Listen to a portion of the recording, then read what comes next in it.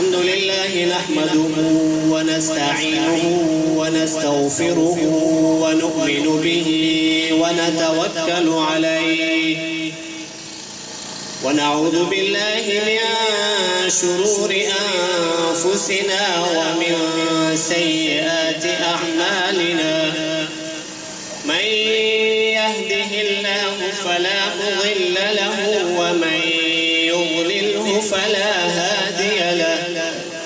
ونشهد أن لا إله إلا الله وحده لا شريك له ونشهد أن سيدنا ومولانا محمدا عبده ورسوله أما بعد فأعوذ بالله من الشيطان الرجيم بسم الله الرحمن الرحيم إنا نحن نزلنا الذكر وإنا له لحافظون وقال رسول الله صلى الله عليه وسلم خيركم من تعلم القرآن وعلمه أو كما قال رسول الله صلى الله عليه وسلم. تمام حضرات درود شریف پڑھ لیں. اللهم صل على محمد وعلى آل محمد كما صليت على إبراهيم وعلى آل إبراهيم إنك حميد مجيد. اللهم بارك على محمد وعلى آل محمد كما باركت على إبراهيم وعلى آل إبراهيم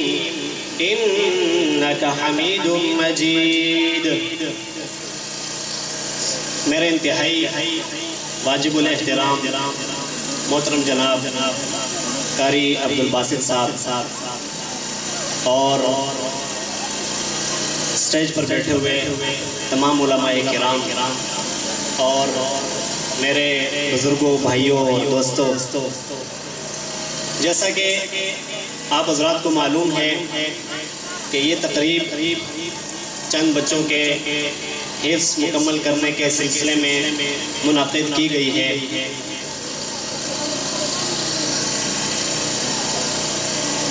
آپ حضرات جانتے ہیں کہ اللہ پاک نے اس کائنات کو ترتیب دیا، آسمانوں کو بنایا، زمین کو بنایا، اور اس کے بعد اس پوری کائنات کے اندر انسان کی ضرورت کی جتنی بھی چیزیں تھیں ان سب کو اللہ نے ایک ترتیب کے ساتھ مرتب کیا، اور پھر اس کے بعد اللہ تعالیٰ نے انسان کی تخلیق کی، اور حضرت علیہ السلام کو اللہ تعالیٰ نے اس دنیا کے اندر بنا کے بھیجا اور فرمایا وَلَقَدْ كَرَّمْنَا بَنِي آدَمَ، اور البتہ تحقیق ہم نے آدم علیہ السلام کی اولاد کو عزت بخشی. تو اللہ تعالیٰ نے آدم علیہ السلام سے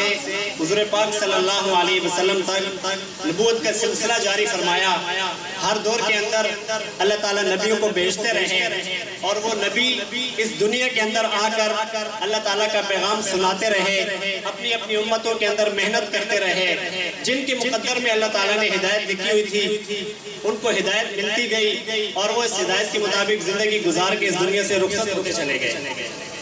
آخر میں میرے اور آپ کے امام اور خاتم النبیین حضرت محمد مصطفیٰ صلی اللہ علیہ وسلم اس دنیا کے اندر تشریف لائے، اور اس حال کے اندر تشریف لائے کہ آپ کے والد محترم اس دنیا سے رخصت ہو چکے تھے، اور آپ پیدائشی یتیم اس دنیا کے اندر آنکھ کھولتے ہیں، اور پھر اس کے بعد حضور پاک صلی اللہ علیہ وسلم کی والدہ محترمہ 6 سال کی عمر میں آپ کو داغ مفارقت دے کے چلی جاتی ہیں، اور پھر حضور پاک صلی اللہ علیہ وسلم اپنے دادا کی پرورش میں چلے جاتے ہیں، اور دادا بھی آپ کو 8 سال کی عمر کے اندر داغ مفارقت دے کے اس دنیا سے رخصت ہو جاتے ہیں. اور دادا جان دنیا سے جاتے ہوئے اپنے بیٹے ابو طالب کو جو کہ طالب کے والد تھے ان کو یہ نصیحت کرتے ہیں کہ دیکھیں میرا یہ یتیم بھتیجا ہے اور اس کا آپ نے خیال رکھنا ہے. تو ابو طالب نے اپنے والد کی نصیحت کے مطابق حضور پاک صلی اللہ علیہ وسلم کی پرورش کی اور آپ کا اتنا زیادہ خیال رکھا کہ آپ کو اپنے بیٹوں کے اوپر بھی ترجیح دی۔ ابو طالب کی 4 بیٹے تھے، ایک کا نام طالب تھا، ایک کا نام حضرت علی رضی اللہ تعالیٰ عنہ تھا، ایک کا نام حضرت جعفر رضی اللہ تعالیٰ عنہ تھا، اور ایک کا نام حضرت عقیل رضی اللہ تعالیٰ عنہ تھا۔ لیکن حضور پاک صلی اللہ علیہ وسلم کو ابو طالب نے ان 4 بیٹوں پر بھی ترجیح دیے رکھی۔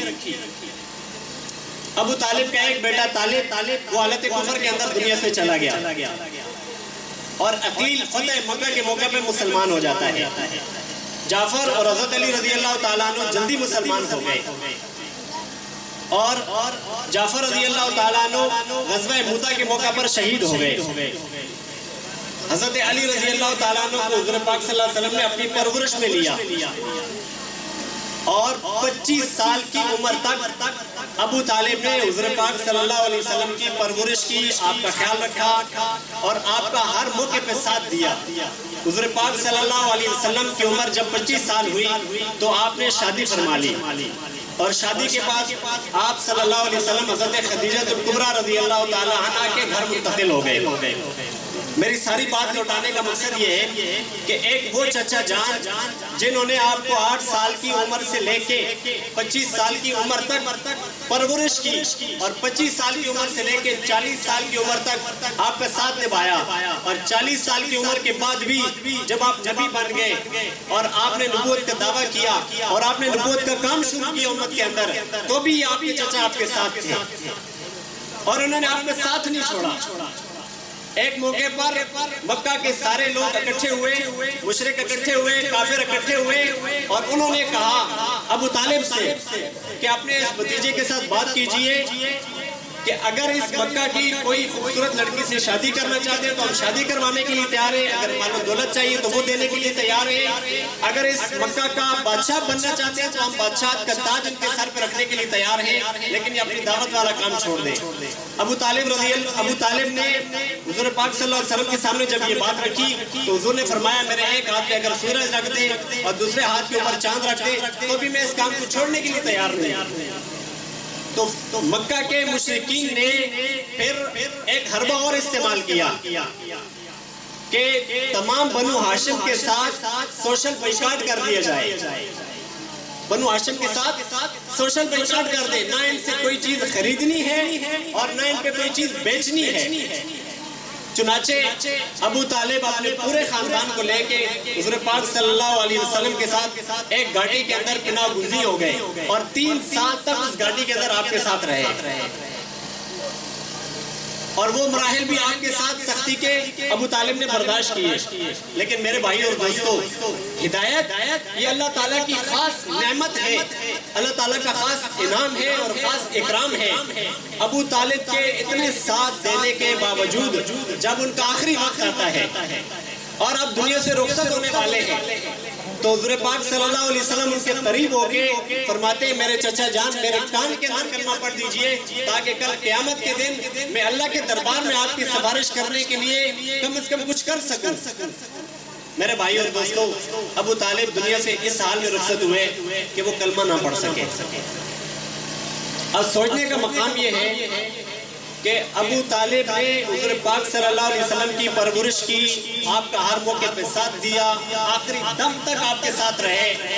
اپنے 3 بیٹوں کو آپ پہ قربان کر دیا۔ حضرت علی رضی اللہ تعالیٰ عنہ نے ساری زندگی وقف کر دی، حضرت جعفر نے حضور پاک صلی اللہ علیہ وسلم کے دین پہ جان دے دی ہے، حضرت عقیل رضی اللہ تعالیٰ عنہ آپ کا لایا ہوا اسلام قبول کر چکے ہیں۔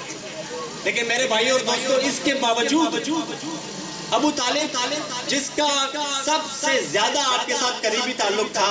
انہیں ہدایت نہیں ملی۔ اس کی وجہ یہ تھی کہ میرے بھائی اور دوستو، ہدایت اللہ تعالیٰ کا ایک خاص تحفہ ہے، خاص نعمت ہے۔ اللہ اپنی مرضی سے جس کو چاہتے ہیں اس کو دے دیتے ہیں اور جس سے چاہتے ہیں اسے چھین لیتے ہیں۔ میرے بھائی اور دوستو، آج 1400 سال کے بعد ہم اجمی لوگ ہیں، عربی بھی نہیں ہے، اللہ تعالیٰ نے ہمیں کلمے کی دولت سے مالا مال کیا، اللہ نے دین کی سمجھ عطا فرمائی، اور پھر اس کے بعد اللہ تعالیٰ نے ہمارے خاندانوں میں، ہماری نسلوں کے اندر ایسے بچے پیدا کر دیے کہ جنہوں نے سارے قرآن کو اپنے سینے کے اندر محفوظ کر لیا۔ تو میرے بھائی اور دوستو، اس سے بڑی نعمت اس کائنات کے اندر اور کوئی بھی نہیں ہے۔ اسی میرے بھائی اور دوستو، ہمیں سب سے زیادہ جس چیز کے اوپر محنت کرنے کی ضرورت ہے وہ یہ کہ اللہ تعالیٰ نے ہمیں جو دعوت ہے،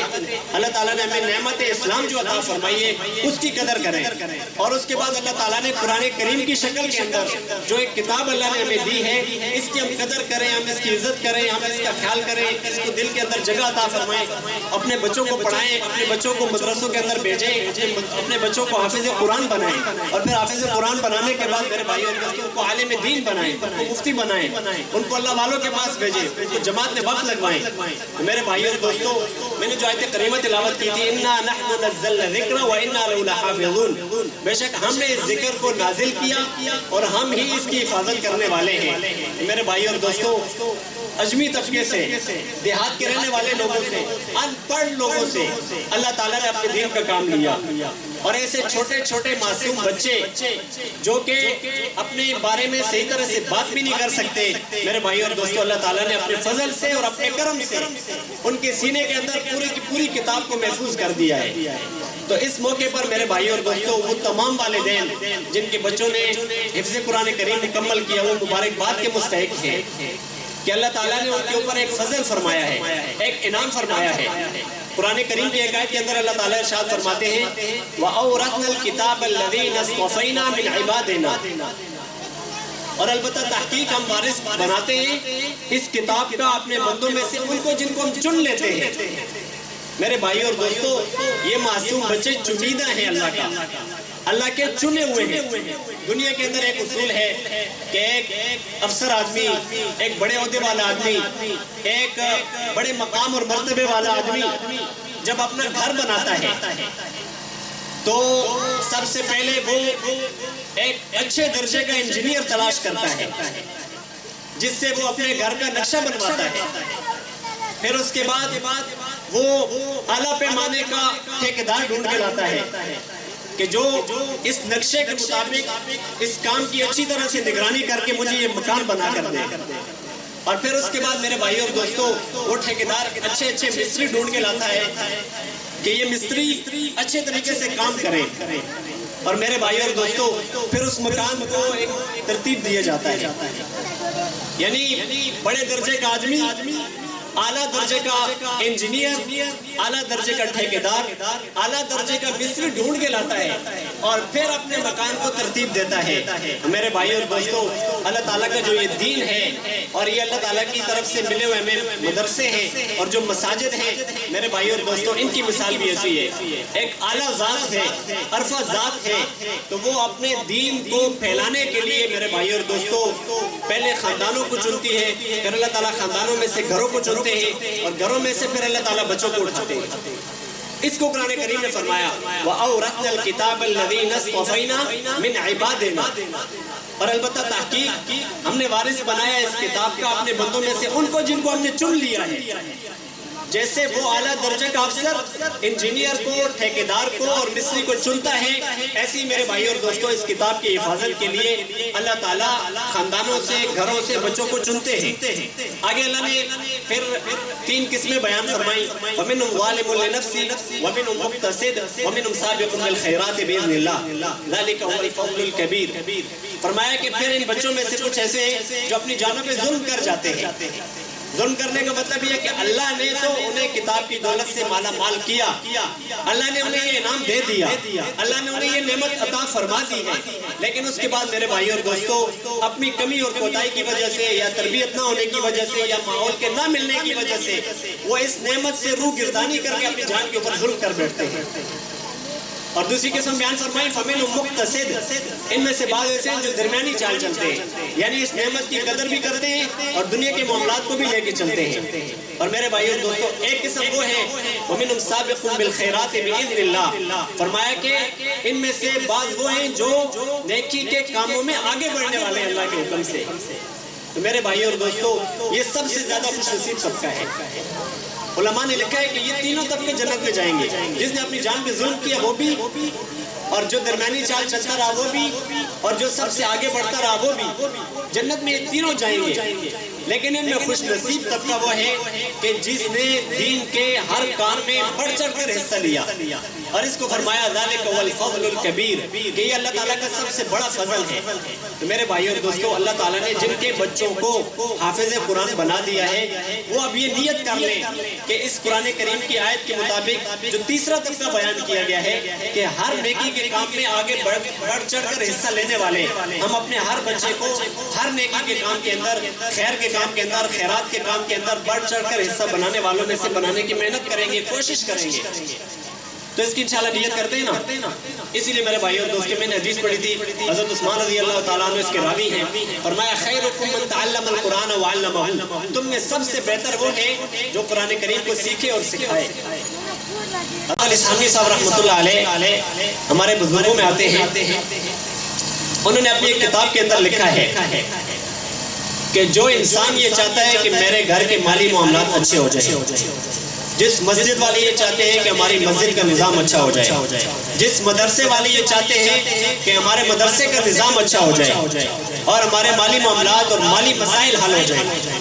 اور میں یاد نہیں کرتا ہوں جو انسان یہ چاہتا ہے کہ میری مالی پریشانیاں دنیا کے اندر دور ہو جائیں، تو مولانا تھانوی نے لکھا ہے اس آدمی کو چاہیے کہ وہ 3 کام کریں۔ نمبر 1، قرآن کریم پڑھانے والے معلم کو عزت دے، اس کا اکرام کریں اور اس کا خیال کریں، یعنی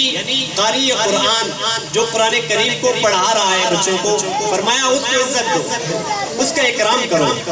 اور دوسرے نمبر پہ فرمایا قرآن کریم پڑھنے والا طالب العلم، قرآن کریم پڑھنے والا طالب علم، اس کی عزت کی جائے، اس کا اکرام کرے اور اس کو آپ مقام اور مرتبہ دیں۔ اور تیسرے نمبر پہ فرمایا کہ خود قرآن کریم کو عزت دے، قرآن کریم کے نسخے کو چومیں، پیار سے اٹھائیں، ادب کے ساتھ اس کو سینے سے لگائیں، اس کے اوپر لحاف چڑھائیں۔ فرمایا کہ جو آدمی یہ 3 کام کرے گا، جو ادارہ یہ 3 کام کرے گا، جو انسان یہ 3 کام کرے گا، جس گھر والے یہ 3 کام کریں گے، جس مدرسے والے یہ 3 کام کریں گے، جس مسجد والے یہ 3 کام کریں گے، فرمایا کہ اللہ تعالیٰ ان کو دنیا کے اندر بھی ترقی نصیب فرمائے گا اور آخرت کے اندر بھی ترقی نصیب فرمائے گا۔ تو پہلا کام کیا ہے؟ قرآن پڑھانے والے قاری کو عزت دینا، اکرام دینا، اس کا خیال کرنا۔ دوسرے نمبر پہ قرآن پڑھنے والے بچوں کو عزت دینا، اور تیسرے نمبر پہ قرآن کریم کا اکرام کرنا، اس کی عزت کرنا، اس کو احترام دینا، اس کا ادب کرنا۔ تو آج سے انشاءاللہ اس کی نیت کرتے ہیں نا، جو کچھ کہا گیا اللہ تعالیٰ اس پر عمل کرنے کی توفیق نصیب فرمائے۔ وآخر دعوانا ان الحمد للہ رب العالمین۔